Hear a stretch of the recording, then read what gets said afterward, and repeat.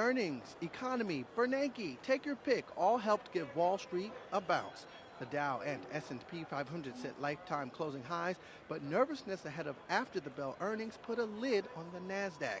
A double whammy at Microsoft, sales of Windows software hurt by the shrinking PC market, while weak demand for its Surface tablet resulted in weaker than expected profits. Over at Google, ad pricing, which is the search giant's major source of revenue, down last quarter after falling the previous quarter. Another big story after the market closed, Detroit. The Motor City filed for bankruptcy, the biggest ever for a U.S. municipality. The former manufacturing powerhouse is saddled by debt estimated as high as $18.5 billion. A quick roundup of other earnings. Sales at Verizon came in slightly below targets. The telecom company says government and corporate customers cut back on traditional phone service. Over at Morgan Stanley, revenues jumped 22% thanks to improvements in its trading unit. Profits beat the consensus.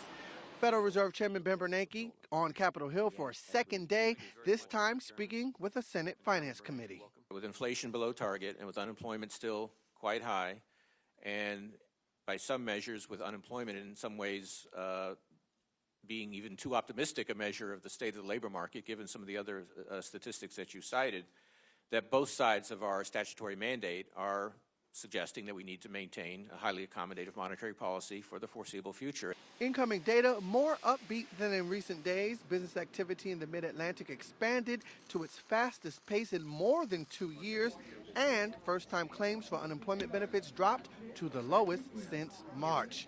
Signs of a stronger economy sending crude oil prices to a 16-month peak.